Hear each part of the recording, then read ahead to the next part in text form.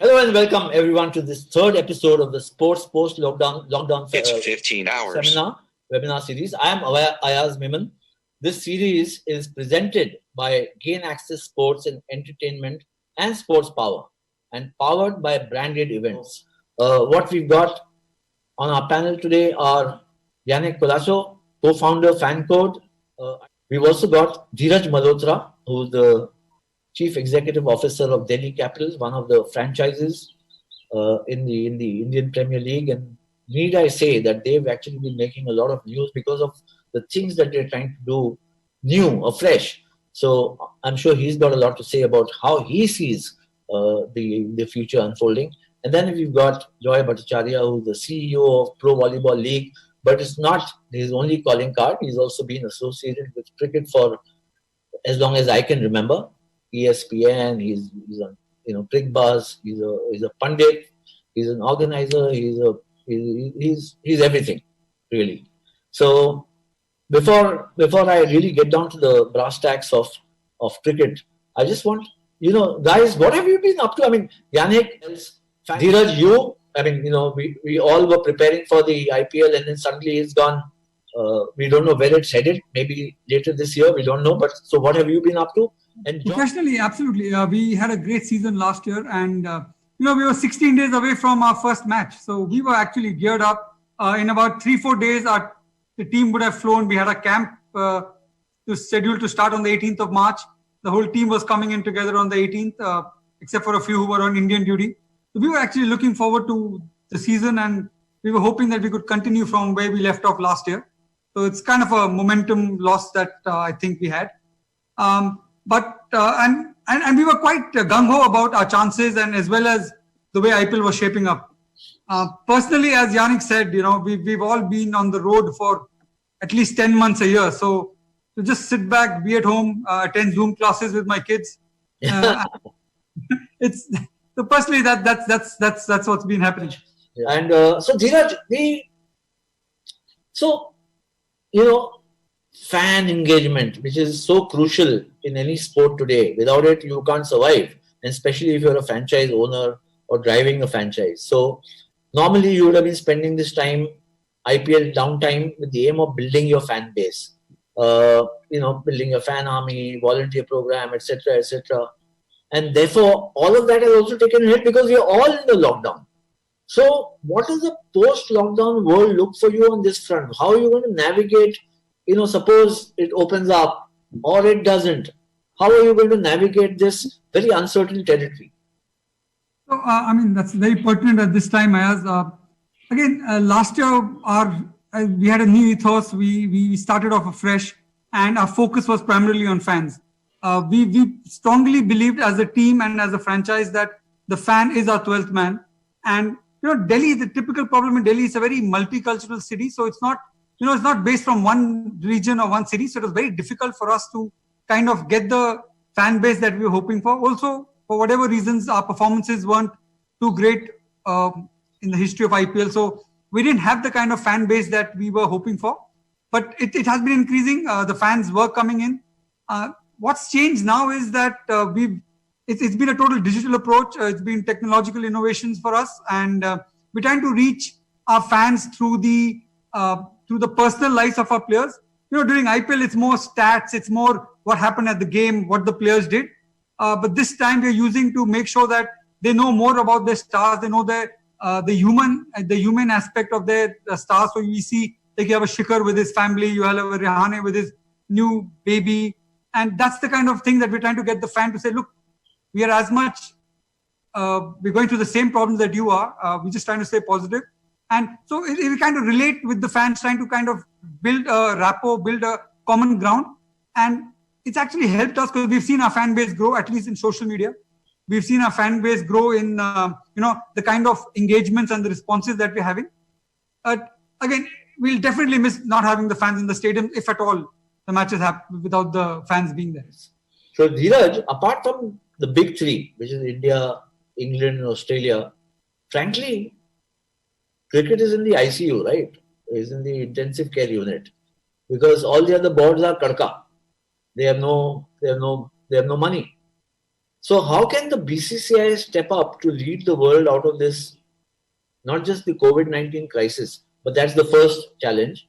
And after that, to financial good health, because if it's going to be a three versus the rest, there will always be a huge political power play, and it's not going to make life happy for the sport. And if imagine if out of 12 boards conceivably three are making money, like in any business, somebody's making super normal profit, somebody's making normal profit, somebody's just about alive, and the others are all bankrupt or dying.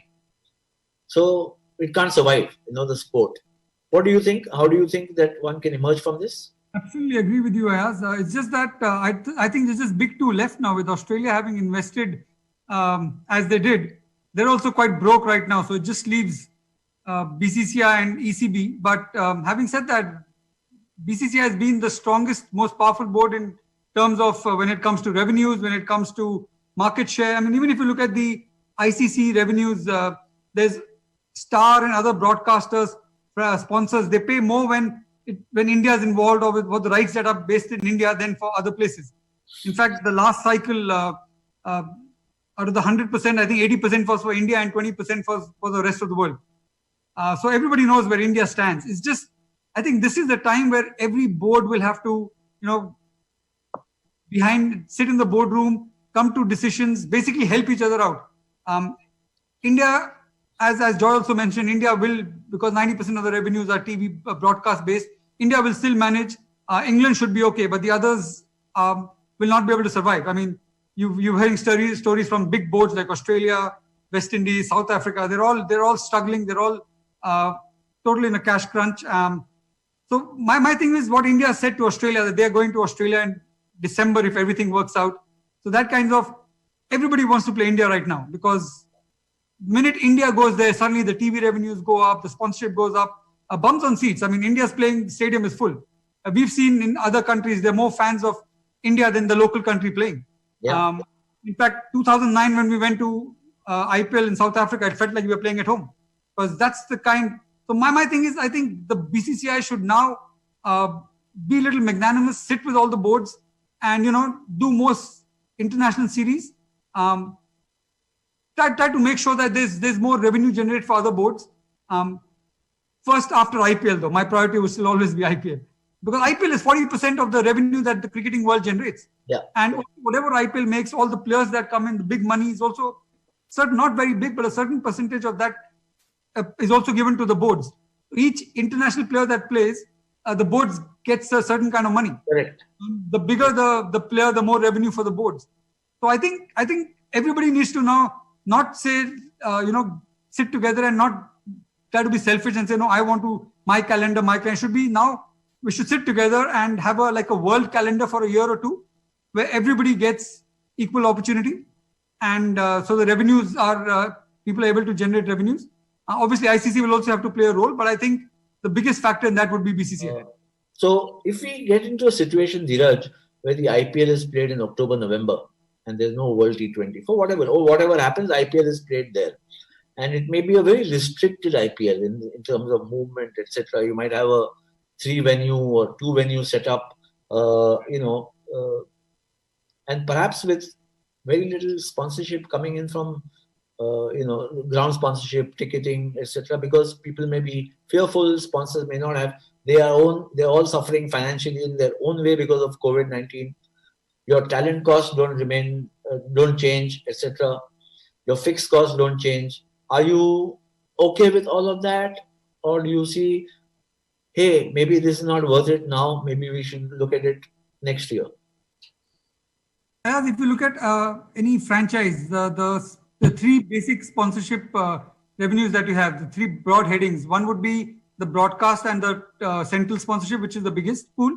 Then is your team sponsorship, which includes your uniform and your various spots on the jersey. And one is merchandise and beverage sponsor and other kind of partnership. And then the last is match day sponsorship, which is your ticket sales and hospitality. Now, if I was to split these three, then I think 60% would be the broadcast and central sponsorship, or maybe 65. About 20% to 25% would be sponsorship, and 10 to 15 would be your ticketing match day revenue. Yeah. So technically, as a franchise, I would rather go for a tournament because I'm still getting 80 to 85% of my revenue. We would definitely like to have the IPL instead of not having it. Also, what happens with sport is once you start having sport, the sense of normalcy starts coming around. The positivity, the positive factor that it builds. So people watching it and looking at it is, it just gives you a very optimistic view of life, that things are getting back to normal. Yeah. Second, in India, all of us have watched the English Premier League. We are all big fans of either Man U or Arsenal, Liverpool. But how many of us really go to the stadium to watch them? I know kids who know every statistics of every player in Manchester, everything, who've never been to Manchester in their life. So we could still live by without having anyone in the stadium to begin with. Hopefully not in the I hope it doesn't become a norm. But in these conditions and what's happening right now, I think we'll be very happy we can have a tournament irrespective of whether the fans can get in or not. Because they'll be watching it on TV. The sponsors will still get their value because, like you saw in the Bundesliga, I think people don't even know what a Bundesliga. Everybody was watching football because it was a only live sport in the world at that point of time. So people will come in to watch. The TV revenues will be high. Sponsorship will still get their value. So I think it's definitely worth having it, even if people can't come to the stadium. Let me ask a question to Dhiraj now. I think this is right up his street. In case the foreign travel restrictions don't relax, can the IPL still proceed with only Indian players? Is that a likely scenario? I think it can. As I said, so we've debated this among the franchises, and I think we've had it's 5 or 6 franchises for and 2 or 3 against having it without foreigners. The only thing is, at this point of time, what are the options do you have? It's either you don't play the IPL or you play it with your international stars. And I think it's more value in playing the IPL. A lot of people have said, it'll be a glorified Ranji. But where in a glorified Ranji match do you get a Dhoni, a Virat, a top Indian players playing? That's one. And secondly, as you said, the important thing is to get sport back. And if this is the way to do it, it's only temporary. It's not like if we don't have it now, you just lose out. Then next year it comes back as normal. So I think it's possible, and I think if this is the only option given, I think most franchises will take it.